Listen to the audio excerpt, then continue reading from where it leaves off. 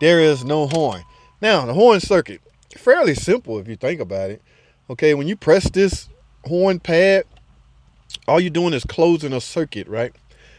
Be it ground or power supply. Most likely it's ground, all right? Now, in some cases, in fact, in this case, that circuit is going to travel through what we call a clock spring, okay? Now, from there, it depends on the application, all right? In this case, I want to say, this is a 2016 Compass. I think there's a tip-em on this car. So I want to say this circuit, after I press this and close the circuit, that ground going to travel through that clock spring and head out to the tip-em. All right. Now, it may, depending on the features, it may go to the cluster. Okay, yes, guys, the cluster is a module itself, CCN. All right, that's a module. It may go through there. I have to see when I look up the diagram, but the horn circuit is fairly simple. It's the simplest circuit on the car, if you ask me. So when it's not working, one can always expect it to be easy to diagnose. But because this new age stuff, everything's running through a module, that's what makes it difficult to diagnose. So you will, in essence, need a scan tool to diagnose a simple circuit such as a horn. Yes, guys, the tip-em is on the bus. The cluster is on the bus. All right. Now, because the tip-em is monitoring the horn circuit, you may find fault codes in the tip-em relating to horn, but we won't know until we scan it. All right. Now, as far as the cluster, I'm not sure a horn, because it's just a gateway. It's headed through there to get bust over to the tip-em. So I press this, the horn or the cluster going to get that signal. Now I should be able to see a horn sense circuit input in the cluster. Man, we're gonna look at all that when I get to the scan tools, when I get to a computer. Because if I press this and the cluster see the input, then it busts the signal over to the tip-em, which in turn will send an output power supply to the physical horns. And from there, boop, it's the way it should go. That's not happening right now, so it's my job to find out why. All right, y'all ready? Let's get it. I'm gonna plug in my scan tool. We're going straight to a computer first, guys. Let's get it. All right, guys, here we are. Like I say, it's a 2016 Jeep Compass. Remember, guys, yellow indicates trouble codes in these perspective module. Okay, she came in for a horn circuit. A horn is, there's nothing in the CC in the cluster, but there is a fault code in the tip-em. Let's take a look. Ladies and gentlemen, under DTC, yes, you will see, oh, B2338, horn control circuit open. Alrighty. All right, and guys, look, it's active, meaning it's happening right now. Let's take a look at this, how they expect me to diagnose this thing. Okay, yes, totally integrated. That module is picked up in the tip-em. Okay, here's that so-called simple circuit I was referring to. Look at that. It's not so simple, is it? All right. As I mentioned, I was wrong, guys.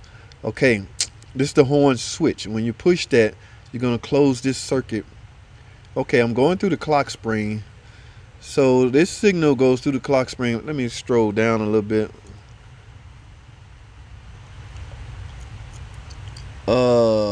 Is that a ground? No, it's going to the cluster. Yep, just as I suspected. Okay, guys. So let's narrate this. Press the button. I'm going to close this circuit and send that signal to the cluster. From there, once the cluster get the, all right, the customer want to hear the horn. Once the customer get that input right here, it's going to bust that signal out. Where's this bus going? These bus wires are going, yep, you guessed it, to the totally integrated power module, guys, to tip-em. Now, from there, once the tip-em get the input, it will send, there's two horns. It will send likely power supply. Yeah, because you see the symbol right here that represents the ground. So the horns are grounded through the frame of the car. And the tip-em going to send power supply to each horn, which means they should blow from there. So one or two things, we're not getting power supply here, or we are getting power supply here and the horn's just not working. All right. So, but I want to see, like we said in the car, I want to see this input. Let me go under, if I press the horn, I should see an input, horn sense from the cluster. Okay, let's back out of here, guys. Let's go over to the cluster and see exactly if my suspicion is right. Here's the cluster right here. We're going to go on the data. On the data, I should see, yeah, horn on request. So technically, when I push the horn, that should go, it's saying false now. It should go true, I guess. Where we at? We're showing false, right? So I'm going to press the horn pad and see. We want to see if this changes. All right, y'all ready? I don't know if y'all can see that or not. All right, so y'all ready? I'm going to push the horn pad. We're looking at this input right here. That is horn on request. Let's take a look. Push. See that? I push, it changed to true. So guys, technically, yeah, it changed from false to true. So the cluster is getting the input sense data. Now it's busting that over to the TIPM. All right. So let's go back. Let's go under the hood. Look at something. Alrighty, guys. Typical dual VVT 2.4 liter engine. Where are they hiding those horns? Well, at any rate, guys, here is the TIPM right here. There ain't much you can. There's no fuse for the horn. A lot of people always go in here looking for fuse. There's no horn fuse. You saw the wiring diagram. There's nothing protecting. There's something protecting it, but it's internal, guys. So I don't know where they hiding the horn at, guys. It might be under the car. Because what I'm going to do, I'm going to try to jump straight to the easy task. Here's what I mean by easy task. Here's what you can do, guys, if you're faced with this. Because you really want to, we diagnose quick, guys. We're living in a fast-paced environment, right?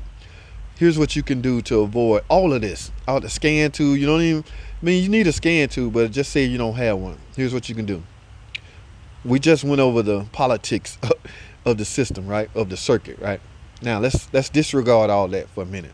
Let's think about what happens when a horn is designed to work. You push the button, whatever feeds the horn sends 12 volts to the physical horns, wherever they at. From there, the horn should blow.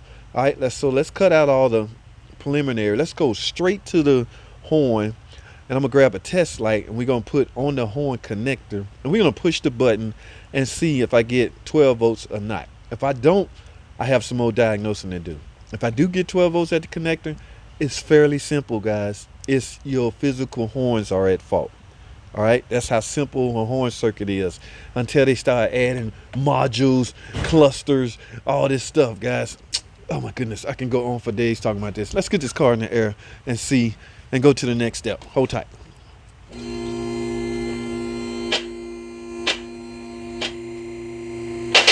Alrighty, guys, I have the car in the air. Ladies and gentlemen, I have no idea where, there go one right there, guys. That is exactly what I'm looking for. All right, so let me explain to y'all what I'm about to do. I'm about to unplug the connector, and I'm gonna stick a test light on there. Like I said earlier, we're gonna see if it lights. All right, so I gotta dig in here, guys. Y'all bear with me. Let me see. I'm gonna go fishing for a minute. And voila. All right, look the connector over real good. Make sure it's not corroded. Okay, so I'm gonna set that somewhere, cause I have my test light here. What we gonna do? I have my test light set to ground. So now I really need a helper, but I guess I'm a one-man operation right now. So yeah, it's not gonna light now. Hopefully, what we're looking for to see if this test light when I press the horn pad, that means it's a closed circuit. That means the circuit is complete. It's just the physical parts not doing what it's supposed to do. All right, so let me see if I can route this test light to where it's set up here. Hold tight. All right, guys, I had to take the wheel off. Now I got the test light position in this ground somewhere on one of these suspension parts, and I have it stay up inside the horn connector. So let me position myself to press the horn pad. If I had a helper, I can do this would be a one shot. All right, so I'm gonna press the horn pad and let y'all look at the test light. And all we trying to do is see if the circuit is complete. Y'all ready? I am pressing the horn pad right about now. Hey, again. So this is me just physically pressing the horn. I'm closing the circuit is all I'm doing. So that tells me, guys, this complete circuit, well, this circuit is complete.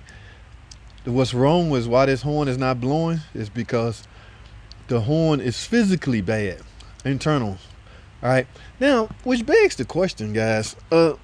Y'all know me. I'm one of those guys that things have to make sense, right?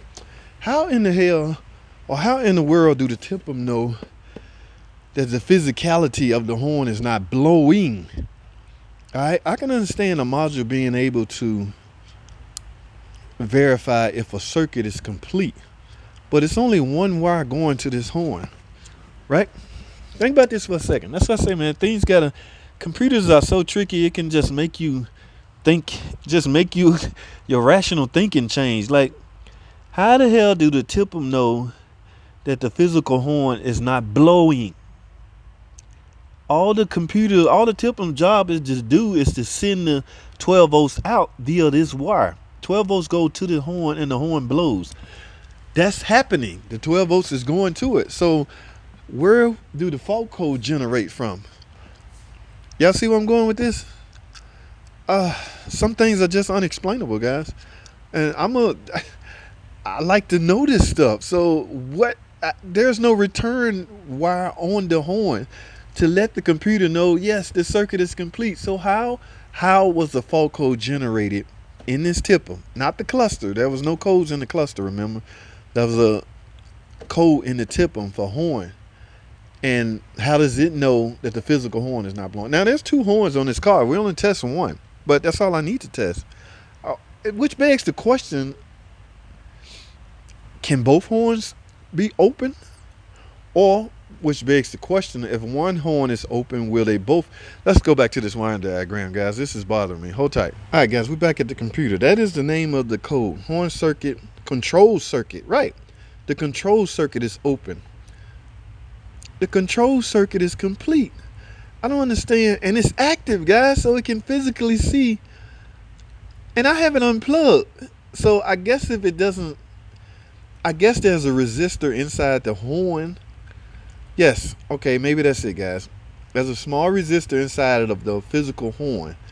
Okay, if it doesn't see any kind of resistance at all, it would deem the circuit open. Okay, so here's my, like I say, here's my TIPM. Here's the wires going out to the horn. These 2 right here. So there's the ground at the physical horn. Yes, okay. Terminal resistor? I don't know. All right, that's how it can tell if the circuit is open.